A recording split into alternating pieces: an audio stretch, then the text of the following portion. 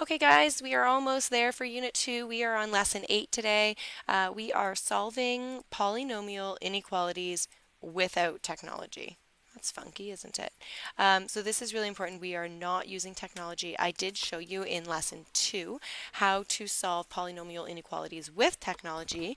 I think it's really important to have that visualization of what does it mean to solve a polynomial inequality, and also that I think it's important that you have the skills required to check your work, which would be using technology. However, today we will be focusing on solving polynomial inequalities without technology.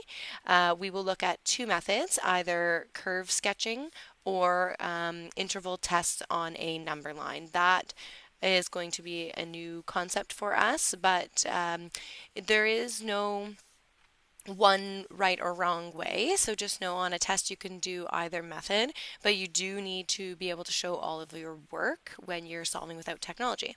Okay, so we're going to start really, really simple here just with a quadratic. So we have example 1, solve the following inequality. When is x squared minus x greater than 12?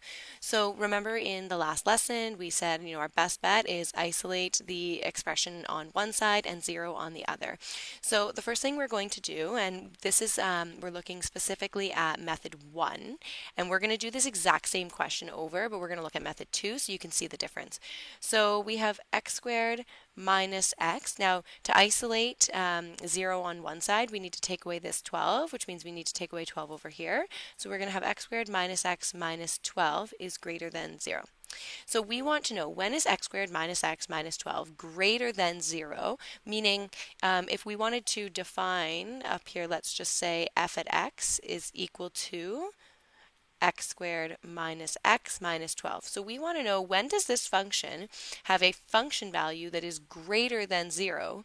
In other words, if we consider our Cartesian, and this is our f at x axis, and this is our x axis, when is our function above the x-axis? Anything above the x-axis is a function value that is greater than 0. At the x-axis, we have a function value of 0. So the first thing, the method that we're going to do first is to draw a sketch of the function.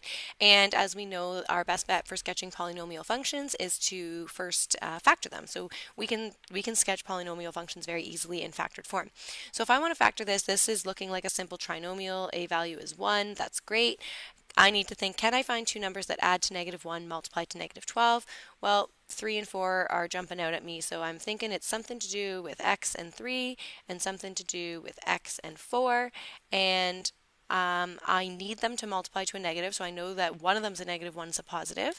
If I make my 4 negative and my 3 positive, when I add them together, -4 plus 3 is -1. Okay, so I've factored it. This is a degree 2 polynomial. It has a positive leading coefficient, so there's some important things going on here. So I know that it opens up. It has two intercepts, or solutions, right? So we know that the corresponding solutions are x equals -3 and also 4. So if we go over here, we can say, okay, -1, 2, 3. We have one intercept there, and 1, 2, 3, 4. We have one intercept here. Now, we could certainly sub in. We could find our y-intercept. Well, sorry, we don't need to find our y-intercept. We know our y-intercept is -12, so it would be way down here somewhere. Let's just say we know we could find our axis of symmetry, but really none of that is important because we know the general shape of this graph. Oh man, that one was turning out to be almost perfect, and then it took a funky turn there. Okay, so we know it looks generally like this, and what we are interested in is, when is this function greater than 0? Well, the spots that it's greater than 0 are here and here. This is all less than 0. Now, what we know is that at these points, at -3 and 4, right? So if we put over here, f of -3 is actually equal to 0, and f of 4 is also equal to 0 because they are our zeros. And we are not interested in greater than or equal to. We're only interested in when it is greater than. So this function is greater than 0 when x is less than -3. So again, there's a few ways we could write this. I personally like interval notation. So from negative infinity, wow, from negative infinity to negative 3, but not inclusive of negative 3, because at negative 3 it's 0, and we're not looking at greater than or equal to. Union or and from positive 4, not inclusive of positive 4, up until positive infinity and not inclusive of positive infinity. Okay, so that would be one solution, and of course we would say like, therefore, x squared minus x is greater than 12 over the intervals. Or you might say when x is less than negative 3, x is greater than 4. Okay, so different ways you might write it, but we can see what we're talking about here. Okay, so this is method 1. Draw a sketch of the function, and then just by looking at it, if you're going to use this method, I need to see your sketch on the page. Otherwise, I'm going to assume that you have just used Desmos. I also need to see all your steps for factoring it, because if I give you a polynomial function in standard form, there is no way that we have learned for you to sketch that function unless you have factored it first. So, woo, that was supposed to be an underline, not a crossout. Okay, so make sure you're showing all your work. Method 2 is factor the polynomial and then use a number line to investigate the value of the function between the boundaries set by the intercepts. So I'm just going to explain kind of what that means. So the intercepts, those are our we'll call them points of interest. Those are interesting points to us because these are locations where the function can, not always, but the function can change from or to positive to negative. Not always. So if we're looking here, we have positive function values, positive function values. We reach an intercept. We have negative function values, negative function values, negative function values, negative function values. We reach an intercept. It changes from to positive. Now just note that that's not always the case. I could draw another curve on this same Cartesian that looks like this, and we've added an intercept, but notice that at this intercept, the function didn't change from positive to negative. So we do have to investigate. We can't just assume that every time we have an intercept, the function value changes from positive to negative or from negative to positive. We have to investigate what's happening on either side, because it's possible that on one side of an intercept the function value is positive, and on the other side of that intercept the function value is still positive, and then again over here it's positive. Okay, so very similar. We're going to start by isolating our expression. So we have x squared minus x minus 12 is greater than 0. Now again, we're going to factor, so we already know that this is x plus 3 and x minus 4 is greater than 0. So from this point, if you are using the number line approach, you will draw yourself a line, and let's just get it looking like this. Okay, so you'll draw a line, and then you will, this is going to be 0, but you'll place your intercepts on that line. So you'll say, okay, well, I've got an intercept here at negative 3. That is a point of interest that I need to investigate. And I've got an intercept here at positive 4. So we want to know, and this line in the middle is not necessary, but basically there's 3 areas we need to investigate. We need to know what is happening when x is less than 3. Sorry, less than negative 3. What is happening when x is between negative 3 and 4? There is no way, if the function value has a if the function has a positive value at negative 2.99, we know that function value is also positive at 0 if there's no intercepts between there. If it's positive, it is positive until it crosses the x-axis. So we can choose anywhere we want in this interval to investigate, and we can be confident, assuming we have factored appropriately, that what is true here is true here and here and everywhere else along there. Okay? So then we also need to investigate what's happening when x is greater than 4. So the way that we investigate is we just choose a point. So we say, okay, I want to know what's happening when f is negative 4. Okay, that's going to tell me here. And I want to know what's happening when f is, and usually an easy one if you can choose is 0. We'll say, okay, well, what's happening when f is 0? And over here, I want to know what's happening when f is, sorry, I'm saying f, when x is 5. So what is my function value? when x is negative 4? What is my function value when x is 0? And what is my function value when x is 5? Now, all I'm interested in is it a positive function value or is it a negative? So how can we find that out? We use the factored form, okay? Now, I'm going to just write it out only for this first one. I would be subbing in negative 4 into my factored form. And you'll see what happens. If I sub in negative 4 plus 3 is still negative, and negative 4 minus 4 is still negative. So when I sub in negative 4 or anything more negative than 4, I end up with a negative times a negative, and the result is a positive function value on this interval from negative 3 to negative infinity. Then I repeat it, but this time I sub in 0. But I'm not going to actually, I'm just going to do the math in my head. I'm going to say, okay, if I subbed in 0 here, 0 plus 3 would give me a positive. If I subbed in 0 here, 0 minus 4 would give me a negative. I have a positive times a negative, which gives me a negative. So on this interval here, anywhere here, I'm going to have a negative function value. And then over here, if I subbed in a positive 5, I'd have positive 5 plus 3, which is a positive. I'd have positive 5 minus 4, which is still a positive. I have a positive times a positive, which is a positive, which means over on this interval, my function values are positive. Now this aligns with exactly what we saw on our sketch, right? We added in this, this red curve, but if we were to get rid of it, we still have our original graph. When x is less than negative 3, the function is positive. When x is between negative 3 and 4, the function is negative. And when x is greater than 4, the function is positive. And that is exactly what we got on our number line. Okay?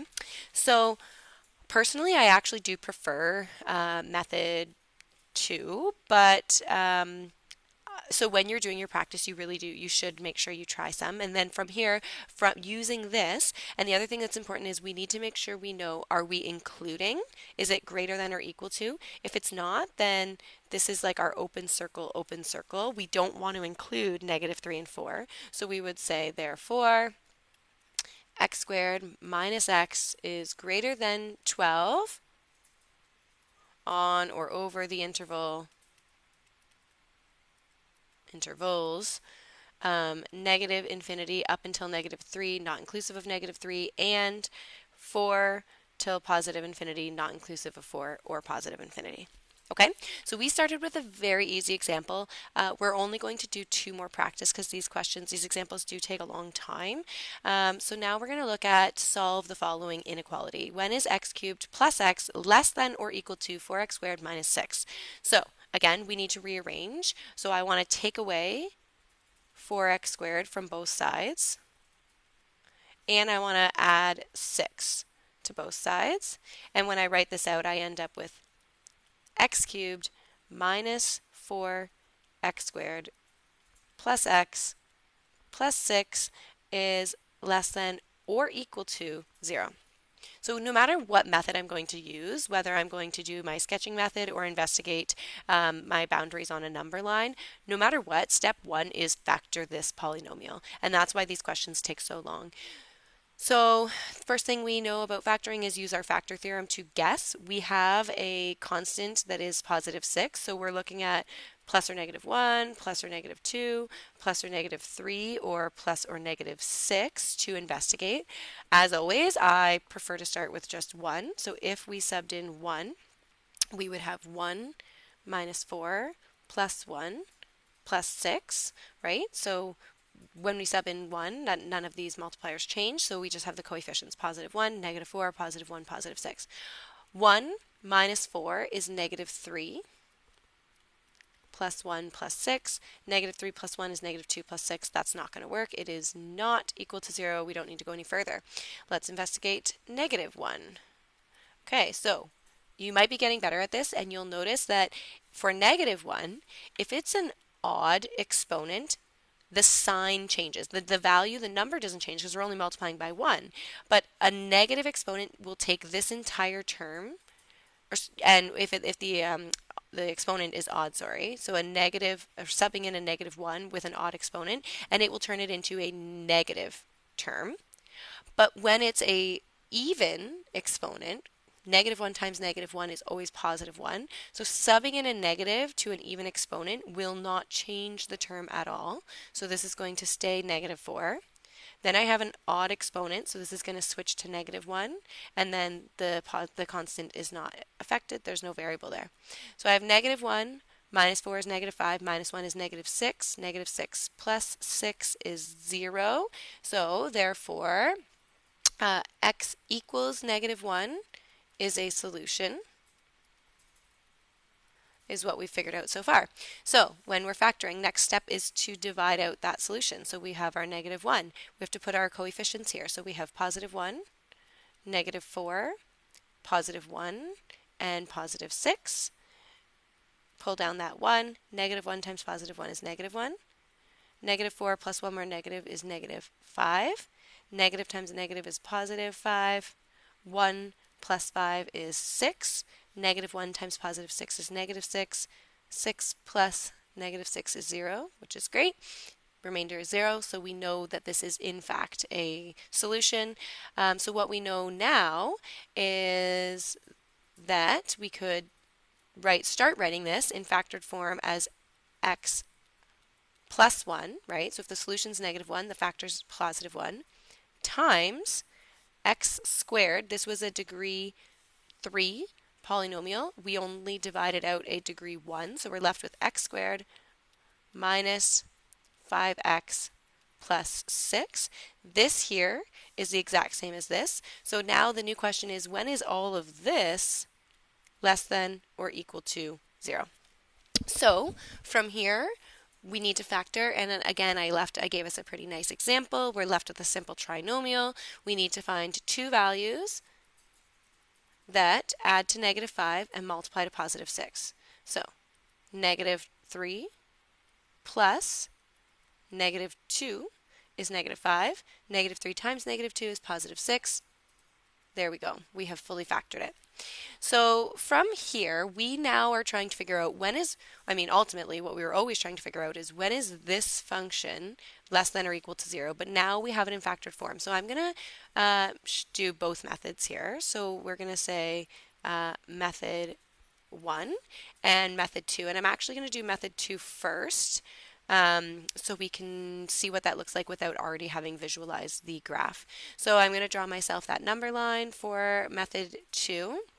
And I'm going to put my points of interest on there because those are the only places where the function can change from positive to negative, and it might change and it might not. In this case, we kind of do know because we know these are order 1, but we have an intercept. So if this is our function, we have solutions or intercepts at x equals negative 1, positive 2, and positive 3. So I'm just going to put those on my number line. We'll call this negative 1, positive 2, positive 3. Those are not evenly spaced, but that's okay. So I need to investigate some value less than negative 1. So I'm going to say, what about if f was negative 2? I need to investigate some value between negative 1 and 2. Brilliant, let's just use 0. I need to investigate some value between 2 and 3. Okay, well, 2.5 works. And I need to investigate some value greater than 3. Let's just look at 4. So I'm just writing it like this so you can see. You could just write these as a list. You don't have to write them all beside each other like this. But if I subbed in a negative 2 into this function, I'd have negative 2 plus 1. I would still be in the negatives. I'd have negative 2 minus 3, which is going to give me a negative. And I'd have negative 2 minus 2 more, which is going to give me a negative. A negative times a negative is a positive, and times a negative is a negative. So what I know is that anytime x is less than negative 1, I'm going to get a negative function value. Then I'm going to do the same thing over here. If I subbed in 0, 0 plus 1 would give me a positive, 0 minus 3 would give me a negative, and 0 minus 2 would give me a negative. I have a negative times a negative, which is a positive, times a positive is going to give me a positive, so I'm going to put a positive in here. Then I'm going to go over here. If I subbed in 2.5, 2.5 plus 1 is positive. 2.5 minus 3 negative. 2.5 minus 2, positive. Positive times a negative is a negative, and a negative times a positive is a negative. So this is negative. And then I investigate what's happening over here when x is greater than 3. If I subbed in 4, 4 plus 1 is positive. 4 minus 3 is still a positive, and 4 minus 2 is also still a positive. So positive times a positive times a positive gives me a positive. Okay, so there's my number line approach, and then I do need to still state my answer, my solution, and we need to be very careful because we wanted to know when is this function less than or equal to 0. Okay, so it's less than 0 anytime x is, okay, so let's start writing. So therefore, just to make it simple, let's just call this f at x. Therefore, f at x is less than or equal to 0 on the intervals. So from -1 to negative infinity, not including negative infinity, but including -1, and between 2 and 3, and inclusive of both 2 and 3. Okay? If you were writing this in inequality notation, you would say when x is less than or equal to -1, and then this is where it gets funky when you have to write it like this. You would say when x is greater than or equal to 2, but less than or equal to 3. So you'd have to write it like that if you were doing your interval notation. Okay, and we need to make sure all of the zeros are included because we wanted to know when is it equal to 0, and all 3 of those are inclusive points. Method 1 would be sketching it, and so you would draw your Cartesian, and you would put your intercepts at -1, +2, and +3. Then you would have to look and say, okay, this was a degree 3, so we're going to have opposite end behavior. This was a positive leading coefficient, so we are approaching positive infinity. So we would need to know that we're ending somewhere up here, and all of our factors were order 1.